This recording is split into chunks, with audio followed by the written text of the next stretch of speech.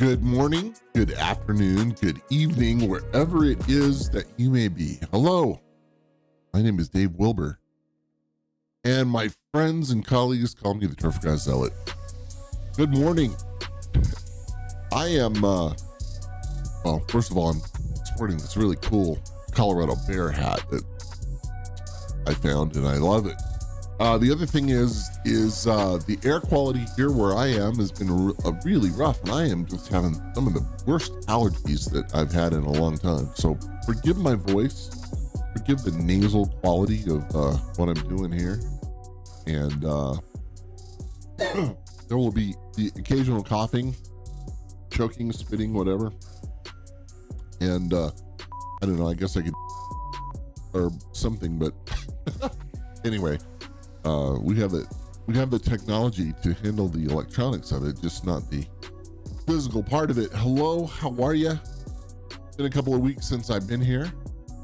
We've been reworking the internet here at the Zealot headquarters, and I think we're in a much better place internet-wise. One more improvement yet to come, and we'll be in the full gigabit, like full on fast upload and download speeds of incredible nature. And and I'm sure that'll work for a couple of months, and then streaming software will want more because it's just hungry. It's hungry for more. And anyway, I'm trying to do my best to keep up with that. So thank you for waiting a couple of weeks while I got all that together. And what has been going on in my life? Man, from a Turfgrass standpoint, it's been pretty cool. There's been a lot of conversations, a lot of people reaching out. I think the biggest and the most important thing is I had a golf course superintendent reach out to me because he knew his assistant super was having a real crisis and could see that things were not going well with this person from a mental health standpoint, and was like, hey, at what point do I get involved? And I'm like, well, you get involved right now. And was able to get that young person some help and get them seen by a professional. And as it turns out, I'm stuttering here because I want to make sure I don't give away any personal information. But as it turns out, the crisis was real, and assistant super was able to get some help and potentially avoid, doing themselves some harm. So that right there, ladies and gentlemen, is why I feel like I'm on the planet here lately, and it's a good thing. What else? There's been some. I think I've told some of you that I've been working with one of the local school districts here in my area, using my commercial driver's license to drive a school bus. That's been a riot. Listen, it's been great. A couple hours in the morning, a couple hours in the evening that I give. I think last week I did a big football team thing here for one of the big high school's football teams. That was great. Bunch of incredible young men. And I just want you to picture this for a second, okay? I want you to picture 20 elementary school students, right? Kindergartners through 5th grade on a bus with Dave Wilber. Just think about that for a second. Yeah.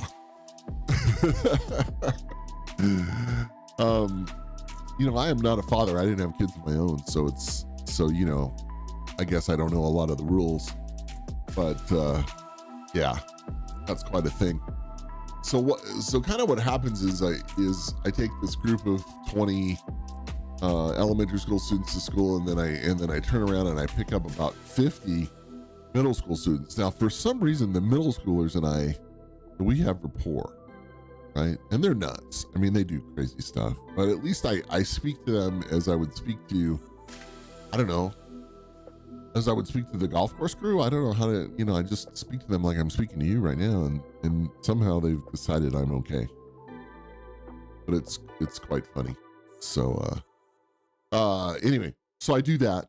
And, that has been a good thing, a good service to my community, a good service to, to doing something that needed to be done. And I have the skill and I have the, the licenses and all that stuff. So, it just kind of works out. Is it, does that mean I'm done with Turfgrass? Oh, no, of course not. Yeah, it takes a couple hours in the morning, a couple hours in the evening. It's easy. And, because of COVID, I really haven't been on the road that much. In fact, I haven't been on the road at all, and that's fine with me. I'm not going to be on the airplanes anytime soon. That's all there is to that.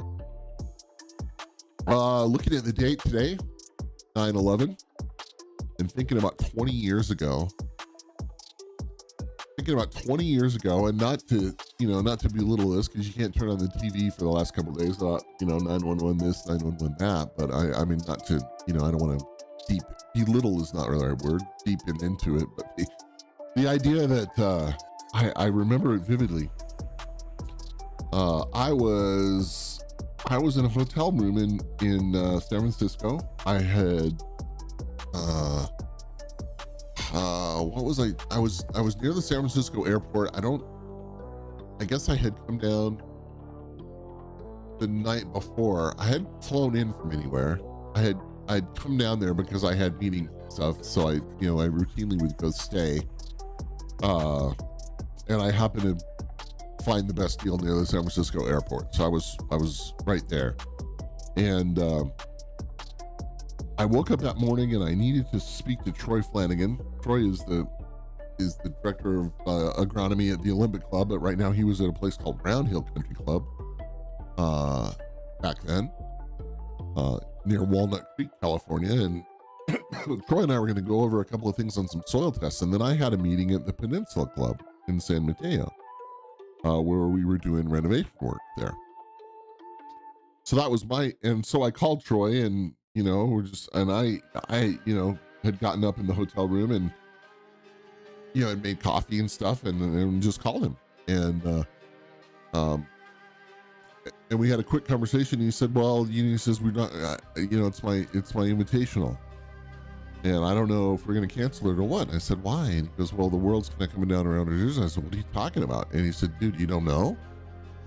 I'm like, no, I have no idea. What are you talking about? And he said, gee, Wilber, you got to turn on the television. Hang up right now and turn on the television. Where are you? And I said, I'm in a hotel near the airport. He says, hang up the thing and turn on the television. And I turned on the TV about the time to see the first tower go down. Seems like that's about the timing of it. And I just, like the rest of the world, was in shock. So anyway, that was my moment. The crazy bit was, just think about it. I'm in an airport hotel. What hotel? I don't know which brand it was. And so I get my stuff together and head for the lobby. And I get down to the lobby, and the lobby's, there's a ton of people, and there's a couple of big screen televisions kind of, in that, kind of sitting around area. And there's a ton of people in there. Airline crews. And so, I go to check out, and they're like, hey, Mr. Wilber, do you want to keep your room? Because, it looks like there's not going to be any flights. And I said, no, I'm not flying. I have my car. Okay, good. Because, we could use it, but we wanted to give you that option. And there's people standing around watching the television, and I'm just like, wow, this is bizarre. So I get out of there, and I drive over, probably 5 miles from the airport on the other side of the airport in San Francisco to the Peninsula Club. And I get to the Peninsula Club, and of course, what are we all doing? Sitting there talking about, what's going on in the world. And we're watching the scene because that particular golf course is kind of in one of the flight paths of air traffic around San Francisco. And it also sits up on the hill where you can look out, over the airport. And we're also all of a sudden seeing all these, jetliners landing, right? And I would say probably an hour after I'd been there, this was the Erie one. Huge Thai Airways 747 landing with two fighter jets on each wing as it came in, and we probably saw 5 or 6 Asian air. I think there was a Cathay Pacific, Thai Airways, and and a bunch of those planes being escorted in, and then there was another set of fighter jets kind of orbiting the Bay Area, right, rolling out over the Golden Gate Bridge, and then sort of pulling it hard and coming back around the Bay Bridge, and it was eerie as hell, man. And I'm like, it was hard to talk about turfgrass stuff and renovation work at that point, It really was. That was very hard. And I don't think Ron Force and his guy, I don't think they were there. No. But anyway, it was just, and so suddenly then once those airliners, which they said were en route, and they could, obviously couldn't land in the Pacific, they had to land somewhere. So it was delayed a little bit from the other, domestic airlines. All of a sudden it was like super quiet, eerily quiet. You realize how much noise an international airport makes. And it was just so quiet. So we finished up our time at the Peninsula Club. I don't remember that we got that much good work done. And then I was off to somewhere else in the Bay Area, and it was just strange. It was a strange couple of days. So that's my memory of 20 years ago. I know some other people in the golf business who were architect types who were actually supposed to be on a plane that day, and of course planes didn't fly. So that was something. And what I kept thinking is, man, I am glad I am not flying somewhere, because I would have to figure out how to rent a car and drive home. And, of course, that turned into a real nightmare for some people. But I remember talking to, I don't know who it was now. I guess it was an architect who was in that situation where they had to, they were literally across the country, had to rent a car and drive home. Crazy. So anyway, that's my 9/11 story. There it is. I wanted to talk a little bit this afternoon, this evening, wherever you may be, for just a few moments about, it's kind of aerification season. And, I always say, hey, man, aerification. Now let's talk about that for a second. Here we go. Here's a good spot to sit and chat for a second. I used to have this kind of discussion with people. I wouldn't call it an argument, really. Is it aerification or aeration? And here's my thought. All right. We aerate water. We aerate a liquid. We blow bubbles into the liquid. That's aeration. We aerify, poke holes in a soil, a solid, right? So that's how I look at that. Just so you know. So I will use the word aerification. Whether that's extremely correct or not, I don't know.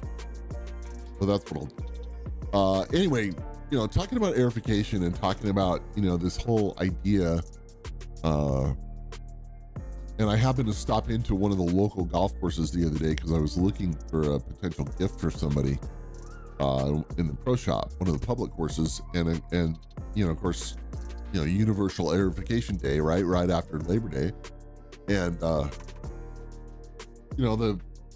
guy at the pro shop counter is talking to a couple of golfers, and they're like, yeah, they're tearing up the golf course, and blah blah blah. And it's like, it's some sort of sin, right? And I think you all know that sometimes I think that what goes on and what gets said on that pro shop sometimes is not very helpful to we turf heads. And I think we all know that, and I don't want to belabor that point. There's the word I was looking for, not belittle, belabor at that point. But I just was kind of shaking my head, and I'm like, oh boy, And for some reason in my head, it was like this whole, skateboarding is not a crime thing. I used to have a t-shirt that said that. And I'm like, aerification is not a crime. I don't know how it got to have such a bad word. And I guess in the current technology of, the world that we live in,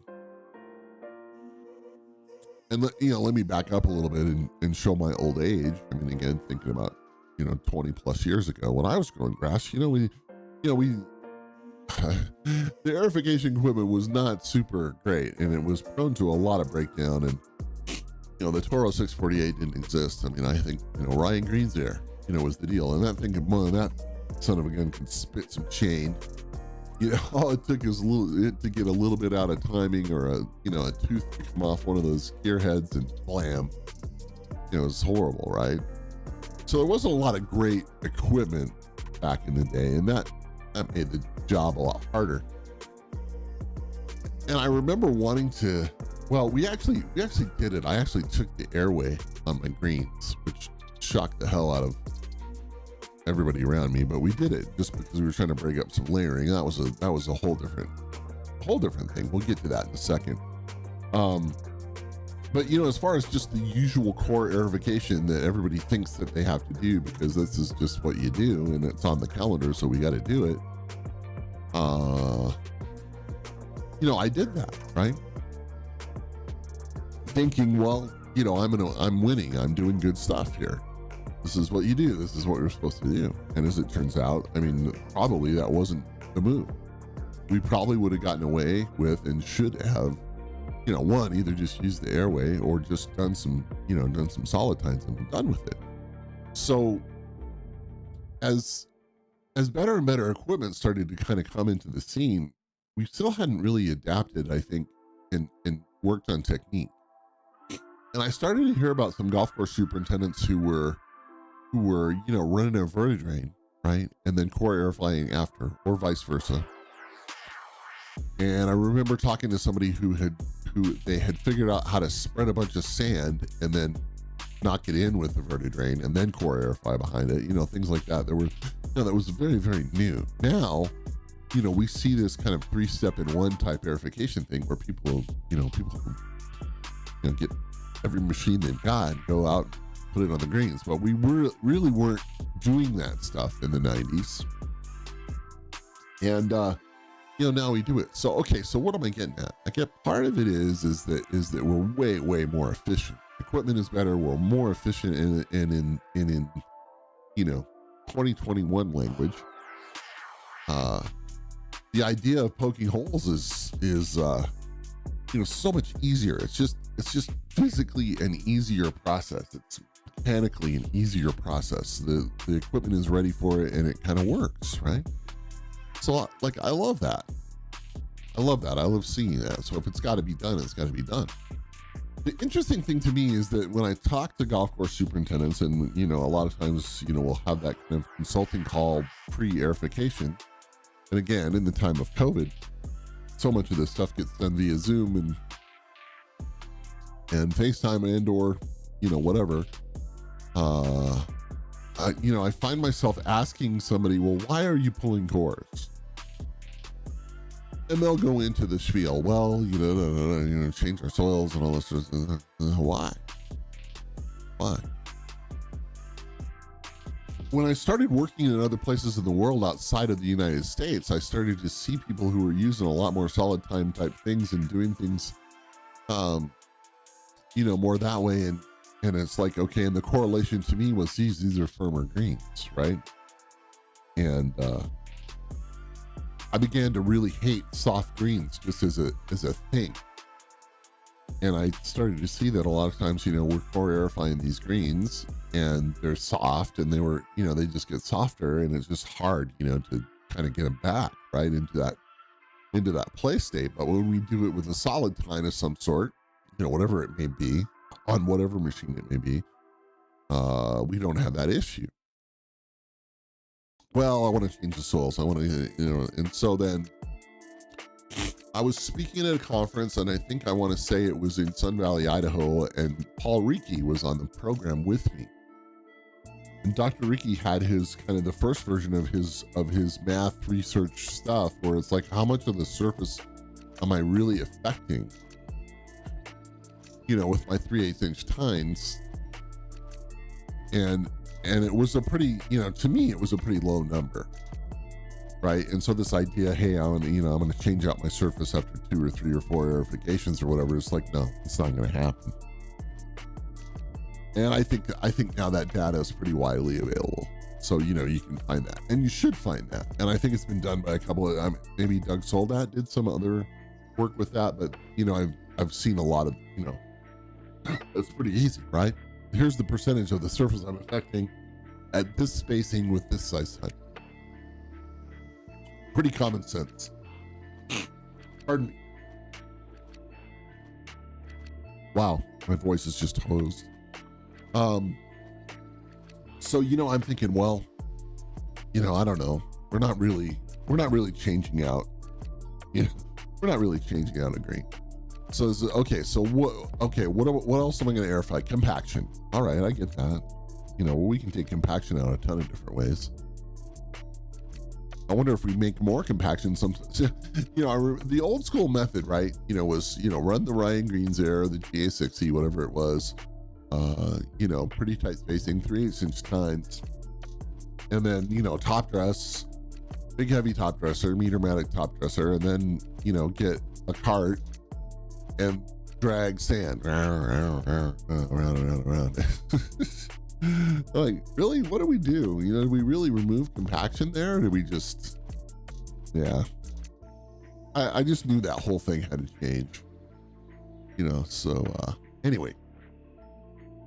I remember one member coming up to me and you didn't fill those holes enough, It's like, dude, yes, we did.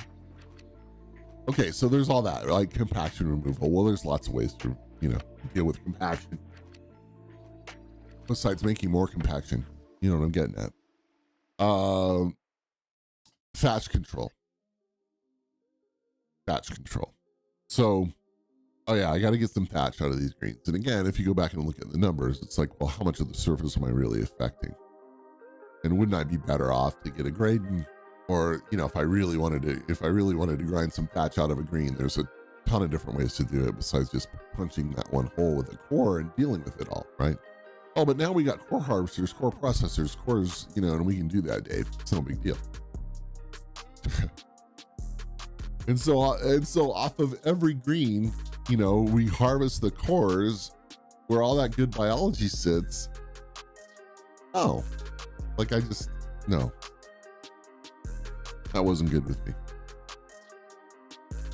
So when we did pull cores at my place, we always went, yes, it was messy and stuff, but I'm not going to lose those good soils. I'm not going to lose the good stuff out of that. I want the debris to be gone, but so, we would go verticut plugs or whatever. And I wasn't removing there was no reason to remove all that. Maybe if you had older push-up greens and you had to, but even then, over years, that top dressing layer gets built up and it's some pretty nice material, right? So it's like, why are we hauling off the nice material here?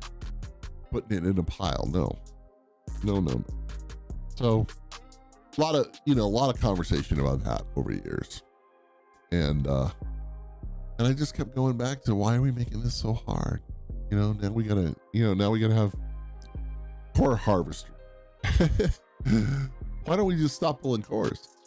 So the concept of the deep verticutting or the multiple angle verticutting or whatever it is that you needed to do. Basically, what I did is I took a set of verticut heads that were on a Jacobson Greens King or whatever, and removed every other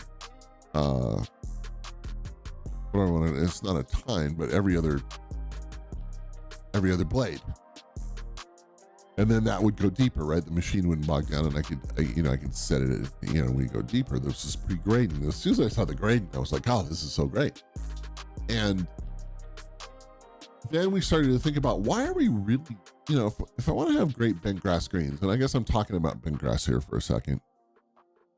I want to have great bent grass greens. Why am I great? I don't know that the verticut thing is really a good thing for them anyway, right? So we kind of got away from multiple verticuts and, a technique that is much better suited to POA, Bermuda grass, all those things.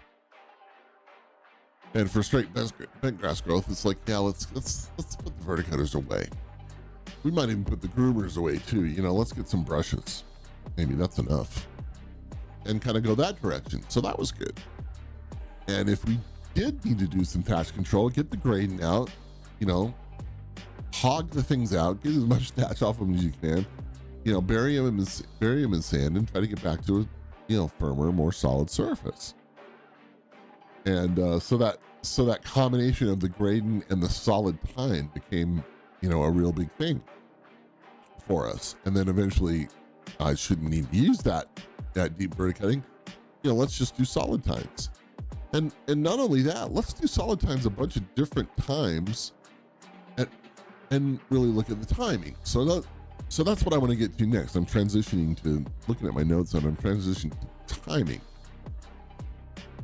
So this idea that, I have to go pull cores or go go aerify greens, spring and fall, no matter what.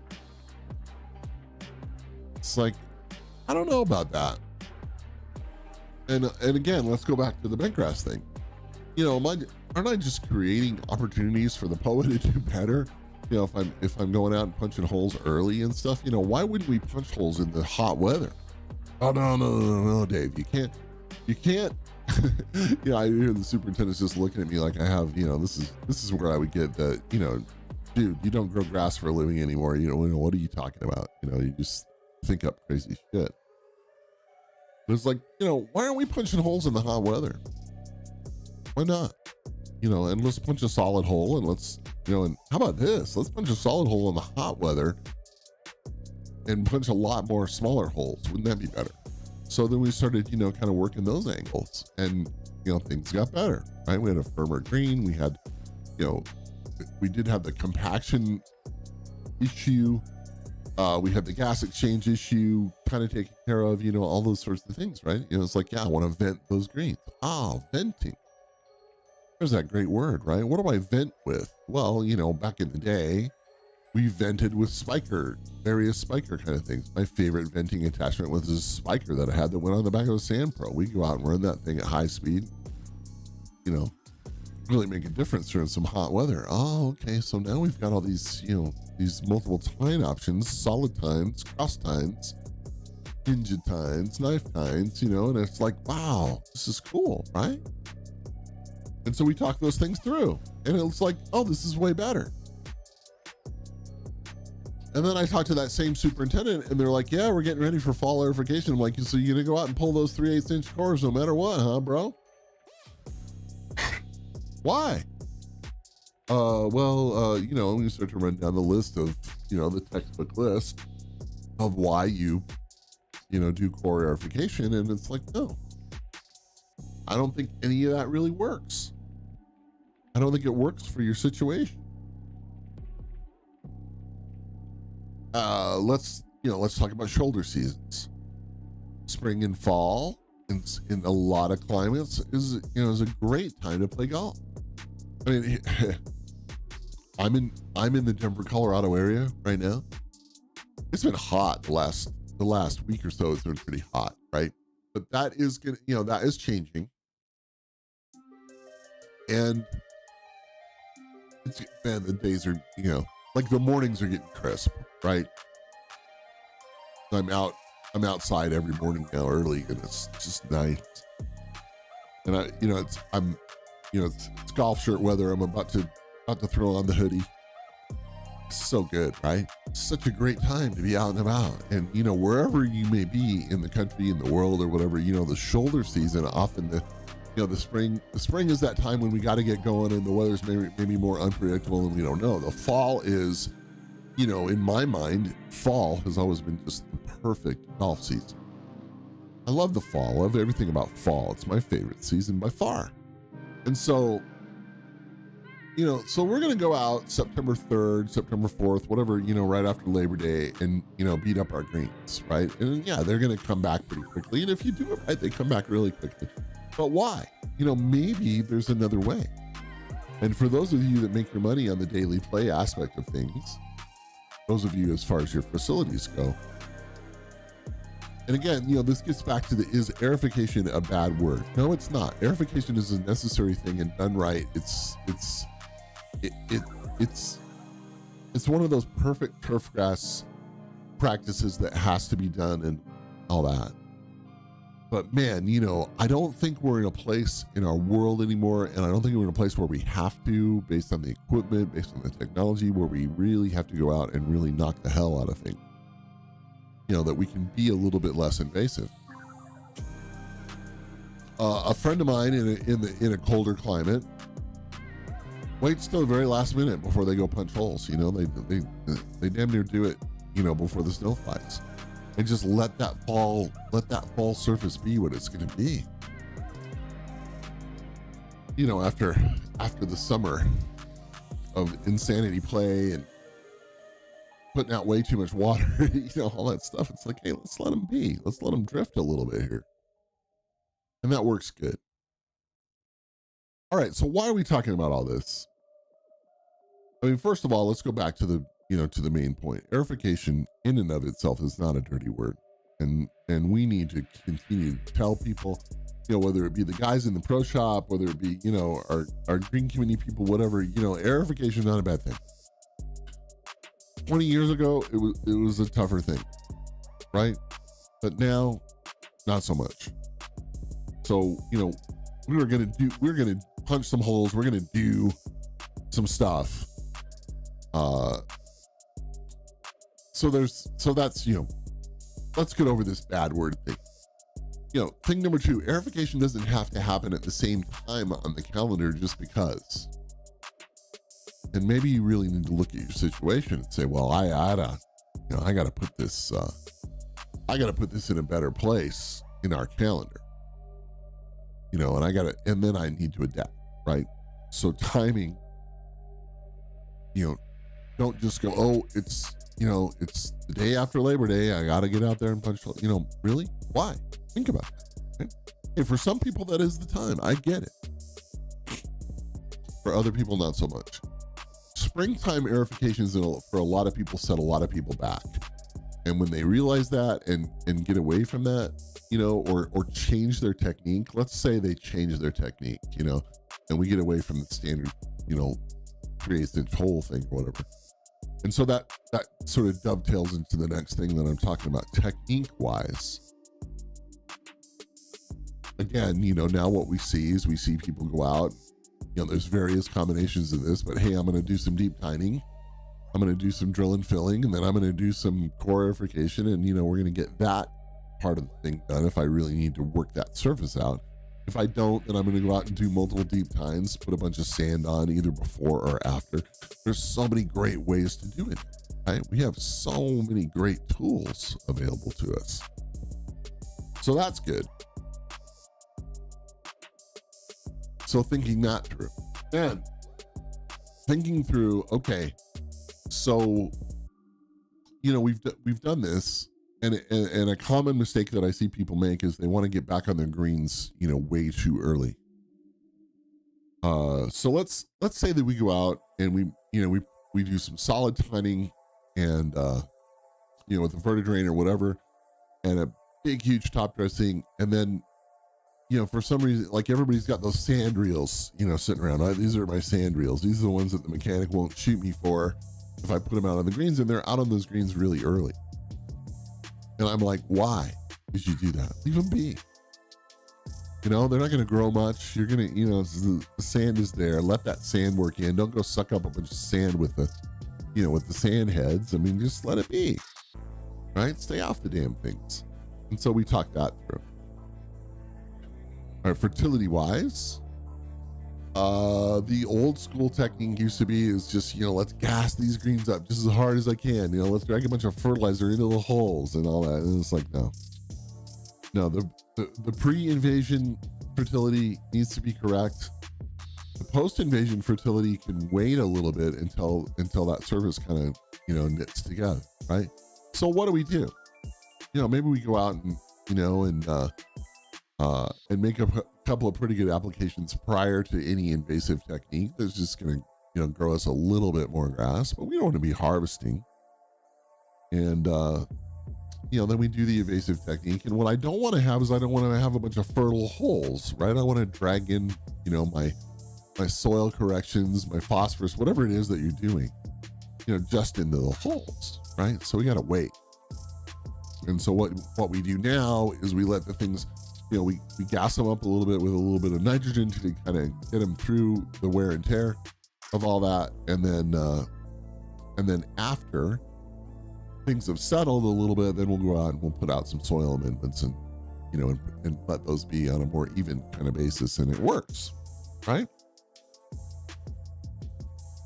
So that's a good thing. So fertility planning. For some people, that means primo apps and doing the primo correctly. That's a good thing. That's a good tool that's in our belts right now, right?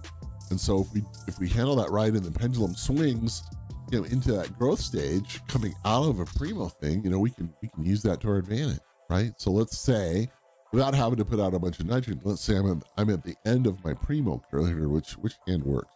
I'm at the end of my primo curve. I'm back to zero, but we know that if I don't make that application, I'm going to pendulum into more growth. Well, good. Time that out, right?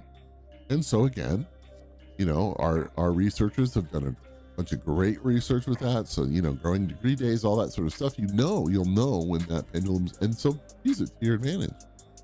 Instead of, the fertilizer apps and stuff like that, which, for some people is really easy, but again, you may not need that, right? So that's a good thing.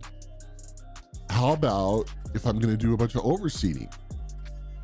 Whether it be, warm season kind of thing, or what if I just want to get a bunch of bentgrass population in my greens? How about just getting, a lot of seed out there and a lot of little holes and just let it go to, Isn't that a better technique? So here's what I'm getting at today. And if you don't get anything out of my podcast vidcast this morning, you don't get anything else out of that this morning, please. I keep saying morning because the sun's coming up. It's just beautiful outside. Geez, I love fall. Or the beginning of fall. Think through your entire program as it comes to this. Look at the available equipment, technique, technologies. Look at every part of your whole thing and think, where can I make some changes and what am I doing? And if the answer is, I'm doing it because that's the way we've always done it, that is not the answer. I'm sorry, that is just not the answer. And if that's how you're going to do it, your turfgrass career is going to be very difficult. Because, it's not so much a competition thing. And, I was about to say everybody around you is doing it, but, is doing it differently. But just, think that through. Why do we always do what we do? But in case in point, I helped a lower budget club find find some money, and they got a roller together, right?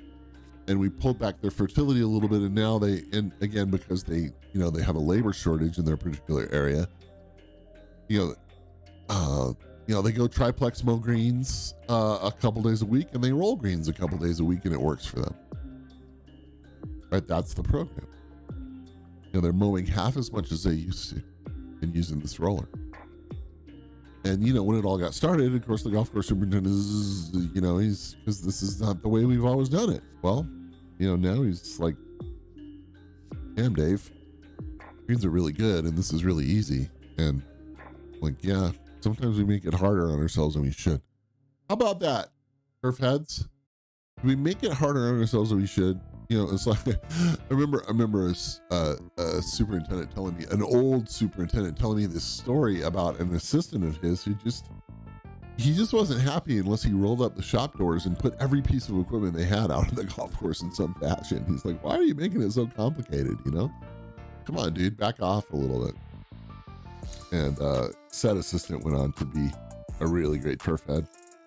But it's kind of funny, it's like, hey, we got all this stuff, we got to use it. We got all these people, we got to use it. We got all these things, we got to use it. We got fertilizer stacked in the barn, we got to use it. And it's like, okay, at a certain point, aren't you just making more work than you need to? It's hard for people to grasp, I know. But in these new times, we kind of have to think things through that way. So that's what we've been doing. All right, so we had the mental health update. Hey, listen, let's come back and touch on mental health for a second. I think I beat the airification horse to death. Please, if you're struggling, if you wonder why you're on the planet, if you're wondering why you're worthy, if you're wondering, if you should even be here, if you're scared, if your mental health is just not together, please go find somebody. And if you're in crisis, and that means if you're a danger to yourself, if you're thinking, hey, the world is a better place without me, please go get some help. And that help is available in an emergency kind of thing by dialing 911, in a less emergent kind of thing, plenty of suicide hotline things where really trained professionals can get you to the help that you need. I mean, these are medical emergencies, okay? So please take care of yourselves. When you're tired, when you're run down, when you've had enough, I was talking to the superintendent the other day, and he says, all my crew's going back to school. Like I've gone from a crew of 14 to, 4 in the last 3 or 4 days. And, how am I going to get it all done? How am I going to get, it's like, yeah. So we talked through that. There's a lot of stress and pressure on people right now in so many ways. Please take care of yourselves. Okay. Take care of that mental health. We're always talking about mindfulness. There's so much information out there about it. You have got to find a way to make sure that you're okay. And again, if you're emergent, get the help. If you're coming into emergency kind of thing, get the help. If you're just maintaining and you have those days where you waver a little bit, then work on that. Work with that. And if you don't have tools to work with that, there are plenty of them out there. All right, that's my time. That's my story. That's my deal. My name is Dave Wilber. I'm kind of looking at the chat to see if anybody's going to say anything in chat. I'm not seeing too much of that, but it's okay. That's common in my whole thing. What about me? Well, Saturdays we're here live at 7 a.m. Mountain Time. And these recordings, of course, are available on YouTube. I will be back to streaming next week on Twitch. And I may take my streaming efforts, my daily streaming efforts, as far as gaming and just my usual, turn it on kind of thing, and switch that to YouTube. But that will be on the Wilberforce, some version of the Wilberforce. So you can find those links. Follow me on Twitter to get all that information, and Turfgrass Zealot on Twitter. I think that's it. And I think that's what I've got. That's what I've got for today. I hope that you have a great week. I hope that you have a great day. And I hope that even a couple of these words have made a difference in your life. I'm Dave Wilber, and my friends, they call me the Turfgrass Zealot. And I think we're good. I think we're going to be all done. And that ends this episode. And I am so thankful that you watched, listened, participated in any way. And I just appreciate you so much. So again, much love. Take care.